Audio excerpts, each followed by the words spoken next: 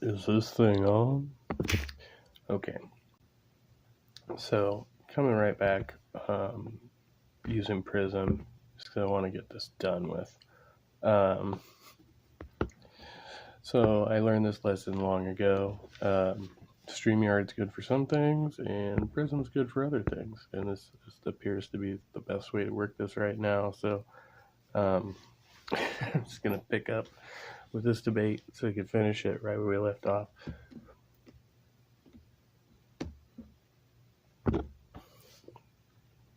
Of it passes prologue in terms of where Donald Trump stands on that. I want to move to an issue that's important for a lot of... made a mistake. Number one, John McCain fought Obamacare for 10 years. But it wasn't only him. It were all of the Democrats that kept it going. And you know what? We can do much better than Obamacare, much less money. But she won't improve private insurance for people, private medical insurance. That's another thing she doesn't want to get. People are paying privately for insurance that have worked hard. How does the government improve upon the private sector?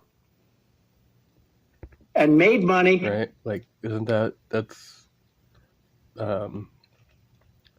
fucking communism, bro. And they want to have private. She wants everybody to be on government insurance where you wait 6 months for an operation that you need immediately. President Trump, thank you. We have another issue that we'd like to get to that's important for a number of Americans, in particular younger voters, and that's climate change. President Trump, with regard to the environment, you say that we have to have clean air and clean water. Vice President Harris, you call climate change an existential threat. The question to you both tonight is, what would you do to fight climate change? And Vice President Harris, we'll start with you. 1 minute for you each. Well, the former president had said that climate change is a hoax. And what we know is that it is very real. You ask anyone who lives in a state who has experienced these extreme weather occurrences, who now is either being denied home insurance or is being jacked up. You ask anybody who has been the victim of what that means in terms of losing their home, having nowhere to go. We know that we can actually deal with this issue. The young people of America care deeply about this issue. And I am proud that as vice president over the last 4 years, we have invested $1 trillion in a clean energy economy, while we have also increased domestic gas production to historic levels. We have created over 800,000 new manufacturing jobs while I have been vice president. We have invested in clean energy to the point that... Apparently he did say at one point that it was a hoax. I just fact checked this, but then he backpedaled and says he doesn't know if it's man-made, and yeah, okay. We are opening up factories around the world. Donald Trump said he was going to create manufacturing jobs. He lost manufacturing jobs. And I'm also proud to have the endorsement of the United Auto Workers and Sean Fain. Includes investing in American-made products, American automobiles. It includes growing what we can do around American manufacturing and opening up auto plants, not closing them like happened under Donald Trump. Vice President Harris, thank you. That didn't happen under Donald Trump. Let me just tell you, they lost 10,000 manufacturing jobs this last month. It's going, they're all leaving. They're building big auto plants in Mexico, in many cases owned by China. They're building these massive plants, and they think they're going to sell their cars into the United States because of these people. What they have given to China is unbelievable, but we're not going to let that. We'll put tariffs on those cars so they can't come into our country, because they will kill the United Auto Workers and any auto worker, whether it's in Detroit or South Carolina or any other place. What they've done to business and manufacturing, we have nothing, because they refuse. You know, Biden doesn't go after people because supposedly China paid him millions of dollars. He's afraid to do it. Between him and his son, they get all this money from Ukraine. They get all this money from all of these different countries. And then you I get a fucking third notification for that. wonder, why is he so loyal to this one, that one, Ukraine, China? Why is he? Why did he get $3.5 million from the mayor of Moscow's wife? Why did she pay him $3.5 million? This is a crooked administration, and they're selling our country down the tubes. President Trump, thank you. Thank you. We'll be right back with closing statements from both of our candidates. An historic night, this ABC News presidential debate from Philadelphia. Back in a moment.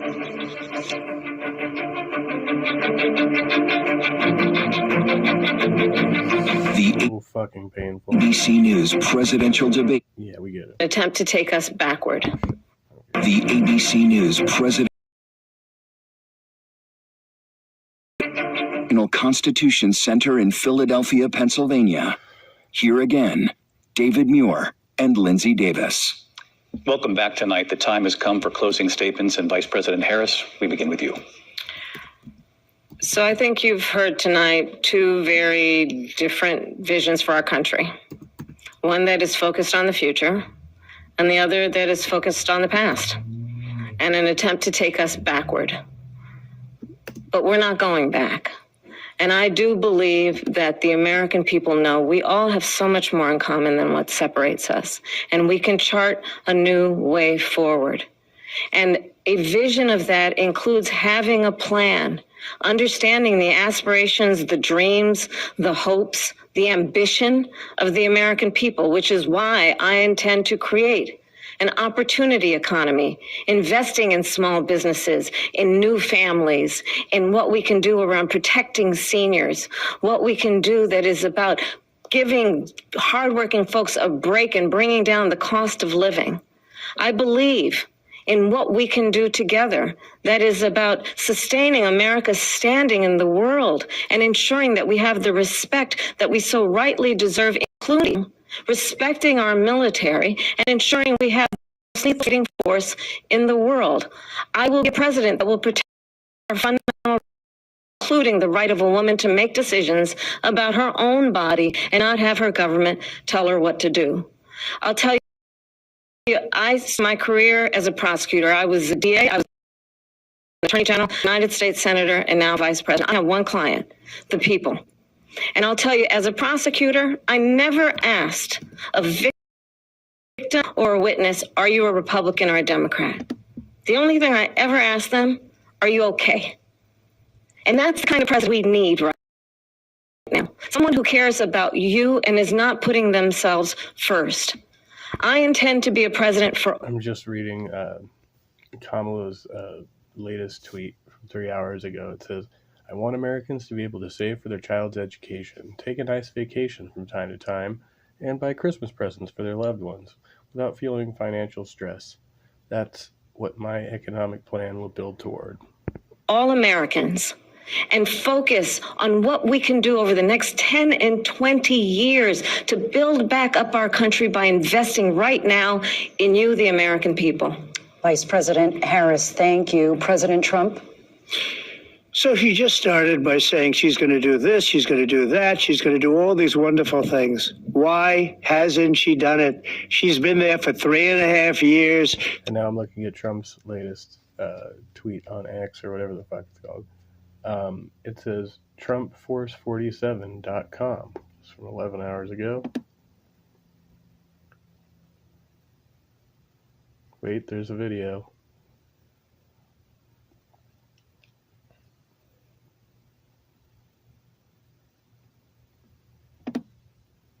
This election is about the economy, inflation, open borders, illegal immigration, respect for our nation, preventing World War III and a 1929-style depression, which will happen if Kamala Harris gets into office. Nice. What a fucking shithead.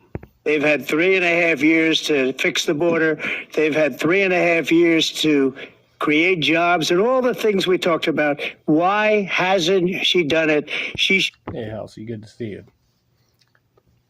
Is he having a bit too much power, giving a bit too much power to the position? Is she even able to do those things as vice president? No. Should leave right now, go down to that beautiful White House, go to the Capitol, get everyone together and do the things you want to do, but you haven't done it and you won't do it because you believe in things that the American people don't believe in. You believe in things like we're not going to frack, we're not going to take fossil fuel, we're not going to do things that are going to make this country strong, whether you like it or not. Germany tried that, and within 1 year they were back to building normal energy plants. We're not ready for it. We can't sacrifice our country for the sake of bad vision. But I just ask one simple question. Why didn't she do it? We're a failing nation. We're a nation that's in serious decline. We're being laughed at all over the world, all over the... He keeps talking about her as if she is currently the president, right? And she's already made this point a couple of times that she's not Joe Biden. World, they laugh. I know the leaders very well. They're coming to see me. They call me. We're laughed at all over the world. They don't understand what happened to us as a nation. We're not... And even then, he knows because he's been the president. The president still has to fucking act under certain constraints. Not a leader. We don't have any idea what's going on. We have wars going on in the Middle East. We have wars going on with Russia and Ukraine. We're going to end up in a third world war, and it'll be a war like no other because of nuclear weapons, the power of weaponry. I rebuilt our entire military. She gave a lot of it away to the Taliban. She gave it to Afghanistan. What these people have done to our country, and maybe toughest of all, is allowing millions of people to come into our country. Many of them are criminals, and they're destroying our country. The worst president, the worst vice president in the history of our country. President Trump. The same shit he said about Obama, too. Thank you. And that is our ABC News presidential debate from here in Philadelphia at the National Constitution Center. What's the next 20 minutes about? I'm Lindsay Davis. And I'm David Muir. Thank you for watching here in the U.S. and all over the world, and from all of us here at ABC News. Good night.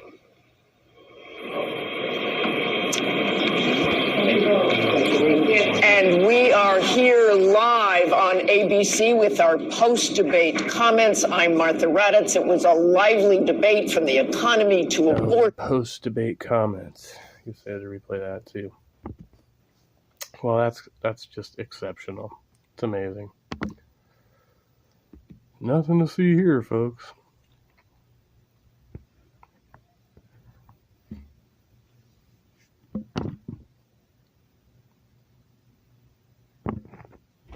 Let's see somebody's live here. Jamie Russell's Why Are You a Heretic? We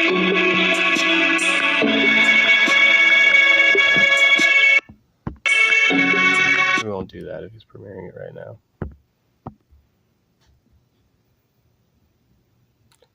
I don't understand why it's sending me notifications when I have YouTube open, but it's just fucking typical.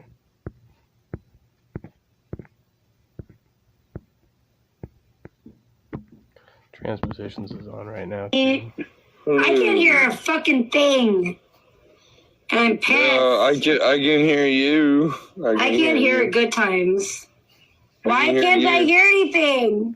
I can hear you. This is why I don't like StreamYards. It's fucking... You're so fucking loud, you're making yourself deaf, Trish. Stupid Chinese bullshit. Oh, you can hear me? Thank God. Because I can't fucking hear anything. I can hear you. Why can't I hear... I can't even hear good times. Why can't I hear good times at all? My microphone is working. This? But then we're going to hear everything. Everything. Oh, it's nice to see others having technical difficulties. See? Hold on. See? Goodness gracious, woman. Goodness gracious. It's your audio settings. You screwed them up when you made a phone call. Sounds about right. Well, how do I fix it?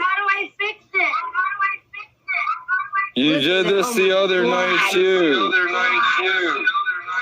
Oh, I hate myself. Why do I do that? How did I do this?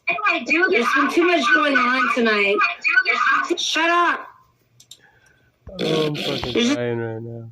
I'm fucking dead. That's amazing.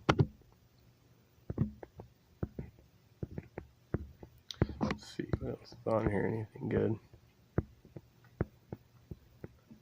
Open mic with Ken Hovind. By turn two. Do you know Bill Clinton, when he argued about what's the definition of is while he was on trial?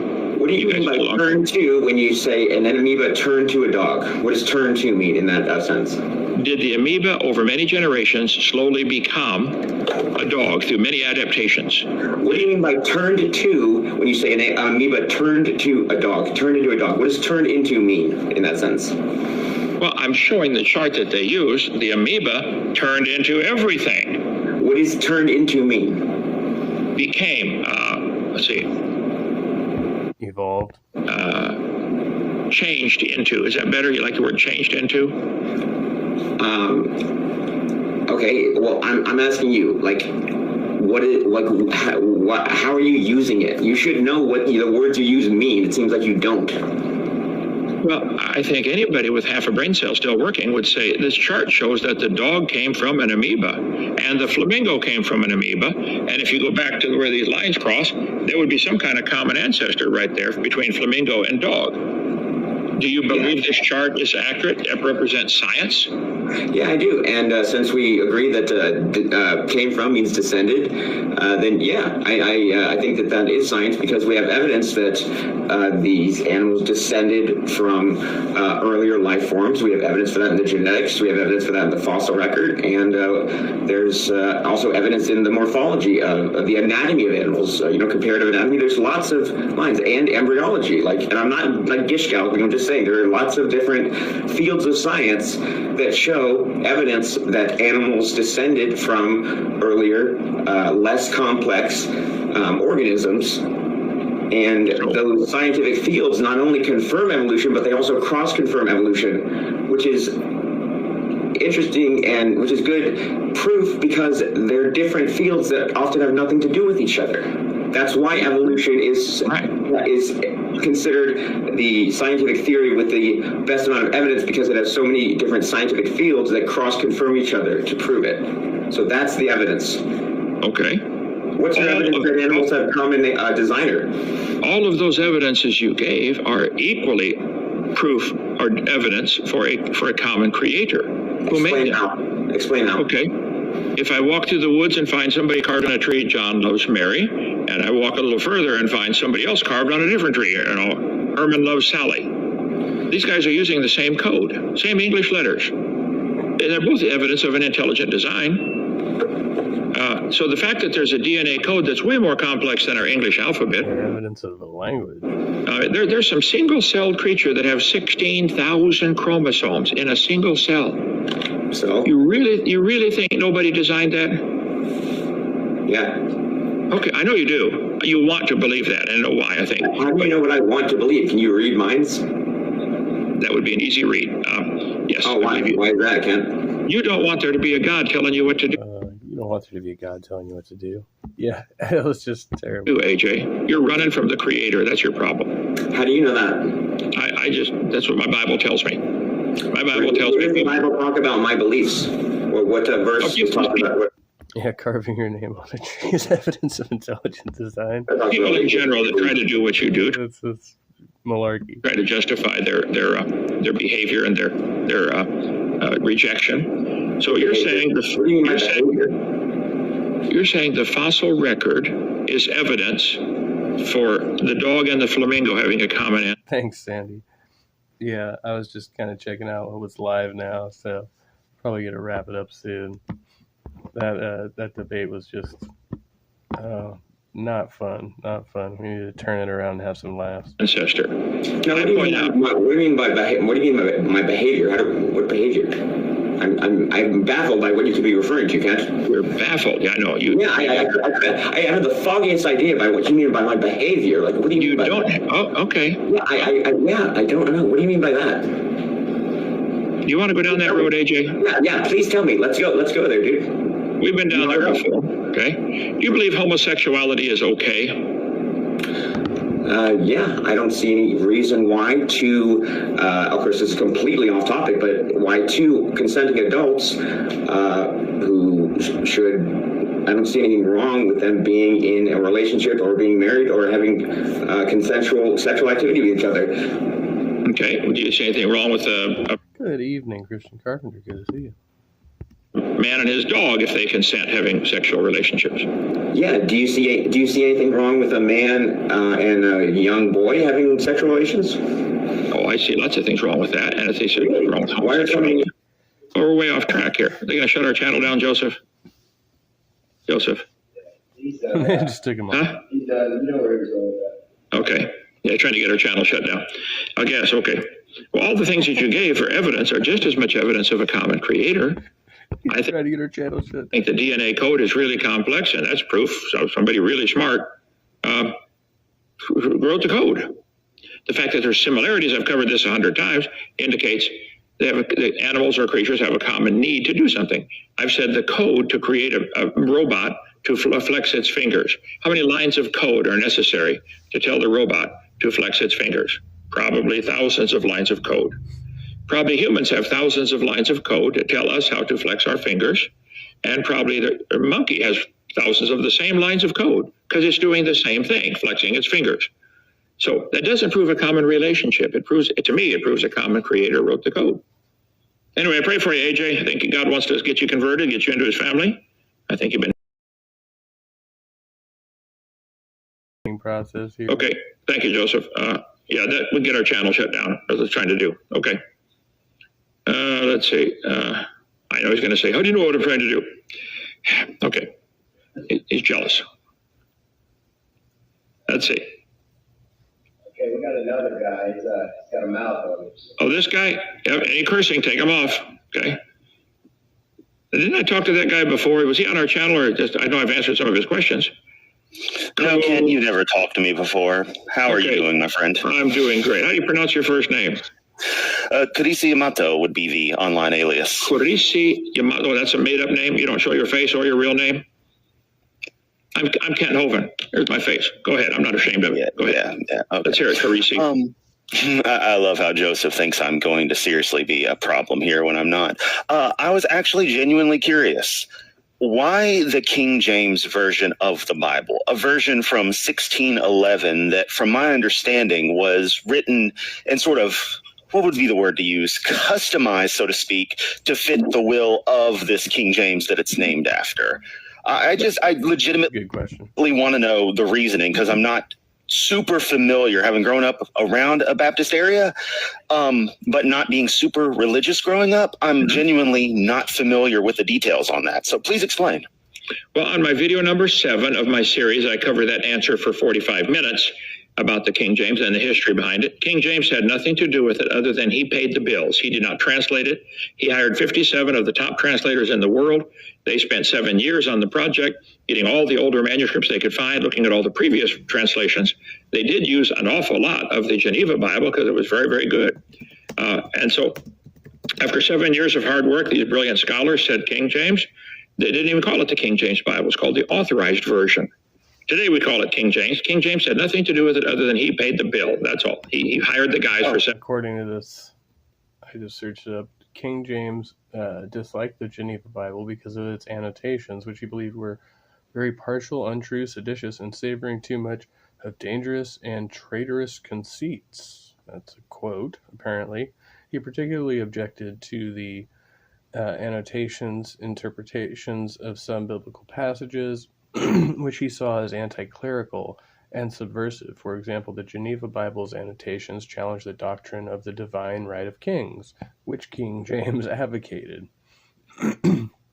The Geneva Bible was associated with the Puritans, while the King James Bible was intended to oppose it as the translation of the Anglicans. The Geneva Bible's notes were Calvinistic, highlighting themes of God's sovereignty, election, and predestination.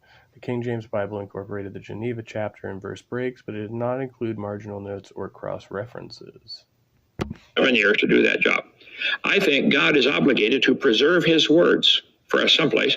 It doesn't do any good for your city council to pass a law and then not preserve that law. How do you know what the law is? What did they say? They keep careful records. God's going to be our judge, and he is. Then what exactly is his law? I'm convinced after 55 years of studying on this topic, YouTube, on our website, drdino.com, where you can see, go down deep, stay down law. There's a web. This is a minor part of my giant ministry on creation, okay? But which Bible am I defending? Definitely the King James. avpublications.com. It also says King James wanted to address disagreements over reforms to the Church of England and solidify his power.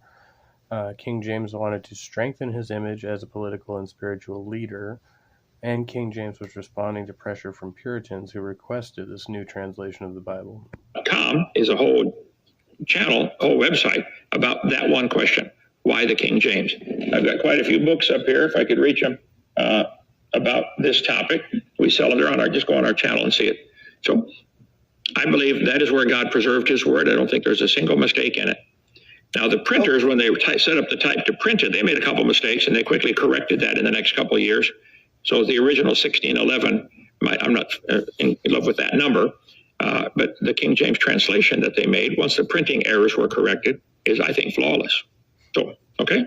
Okay, I genuinely thank you for that. I was not aware. As I said, I was brought up around it, but no one really explained anything to me in any detail. So I had to go, as some of the comments here are saying, they're being a little hostile to me. I legitimately did not know details. I had thought it was, edited for particular reasons and such. So I do appreciate that. And, there's elements where we may disagree on a lot of subjects, but I would like to discuss and learn things from you, from your perspective. Okay. It would be fascinating, more so than the evolution argument. As much fun as I have making my videos, I legitimately don't want to just sit around and argue with you all day. I actually would like to learn some things, again, from your perspective. So that's all I popped in for, just to get that little bit of clarification. I probably actually will check out the video, because that would be something interesting to check out from my end.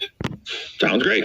So I found this article. It says, the King James Bible, one of the most printed books ever, transformed the English language, coining everyday phrases like the root of all evil. But what motivated James to authorize the project? He inherited a contentious religious situation. Just about 50 years before he came to power, Queen Elizabeth I's half-sister, Queen Mary, or Bloody Mary, a Catholic, had executed nearly 250 Protestants during her short reign. Elizabeth, as queen, affirmed the legitimacy of her father, Henry VIII's Anglican Church, but maintained a settlement by which Protestants and Puritans were allowed to practice their own varieties of the religion. The Anglican Church was thus under attack from Puritans and Calvinists seeking to do away with bishops and their hierarchy. Eventually, in the 1640s, these bitter disputes would become catalysts of the English Civil War. But during James's reign, they were expressed in a very different forum: translation. Translations of ancient texts exploded in the 15th century. Scholars in Italy, Holland, and elsewhere perfected the Latin of Cicero and learned Greek and Hebrew. The rediscovery of these languages and the advent of printing allowed access to knowledge not only secular, the pagan classics, but also sacred, the Bible in its original languages.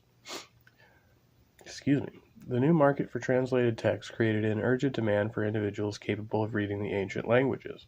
Its fulfillment was nowhere better seen than in the foundation at Oxford University in 1517 by one of Henry VIII's political advisor, Corpus Christi College, the first Renaissance institution in Oxford, whose trilingual holdings of manuscripts in Latin, Greek, and Hebrew Erasmus himself celebrated. At the same time, Protestant scholars used their new learning to render the Bible into common tongues, meaning to give people a more direct relationship, or meant to give people a more direct relationship with God. The result in England was the publication of translations starting with William Tyndale's 1526 Bible and culminating in the so-called Geneva Bible, completed by Calvinists whom Queen Mary had exiled to Switzerland. This was the Bible most popular among reformers at the time of James's accession, but its circulation threatened the Anglican bishops. Not only did the Geneva Bible supplant their translation, the so-called Bishop's Bible, but it also appeared to challenge the primacy of secular rulers and the bishop's authority. What the fuck? Oh, an ad just popped. One of its scathing annotations compared the locusts of the apocalypse to swarming hordes of prelates dominating the church. Others referred to the apostles and Christ himself as holy fools, an approving phrase meant to evoke their disdain for all outward pomp, in contrast to the supposed decadence of the Anglican and Catholic churches. In 1604, King James himself, a religious scholar who had retranslated some of the Psalms, sought to unite these factions and his people through one universally accepted text. The idea was proposed at a conference of scholars at Hampton Court by a Puritan, John Reynolds, the seventh president of Corpus Christi College. Reynolds hoped that James would turn his face against the bishop's Bible, but his plan backfired when the king insisted that the new translation be based on it and condemned the partial, untrue, seditious notes of the Geneva translation. Though disappointed, Reynolds pressed on and was charged with producing a translation of the prophets. He set about his work with a committee in his rooms, still in daily use today, in Corpus Christi College, as 5 similar committees elsewhere rendered different books of the Bible. These scholars examined every word to determine the most felicitous turns of phrase before sending their work to colleagues for confirmation. The process, which one historian called a progenitor to modern peer review, lasted 7 years. Reynolds, dying in 1607, never saw the publication of his great work 4 years later. Organized to celebrate the quincentenary of Corpus Christi College, a secular institution in spite of its name, the new exhibition, 500 Years of Treasures from Oxford, now at Yeshiva University Museum at Manhattan Center for Jewish History, includes several Hebrew manuscripts almost certainly consulted by Reynolds and his colleagues, including one of the oldest commentaries by the great medieval rabbinical scholar Rashi. A set of the translator's own notes, one of only 3 surviving copies, is also included. This precious text shows Greek, Latin, and English lines revealing the detailed craft behind the King James Bible, a testament not only to the tireless endeavor of John Reynolds, but to the importance of learning in one of the humanity's most prized religious works.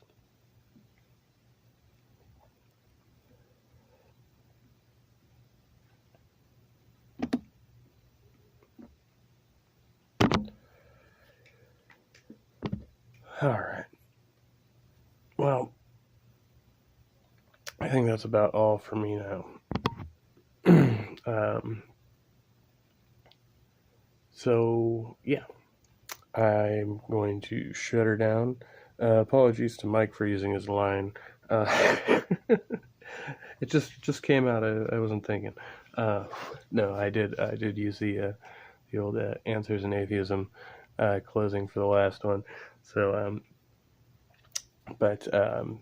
anyway, yeah, these things just pop out of me. Maybe it's like the spirit moves me or something. I don't know. So, final announcement once again. Path of Equanimity tonight in just about 2 hours, little more than 2 hours maybe, and then I'll see about hosting a live here tomorrow morning and inviting some people on. So that's my plan. I'm sticking to it. All right. Well, as I always say at the end of every episode, because I say the same thing at the end of every episode, much love. Be well. Stay trusty.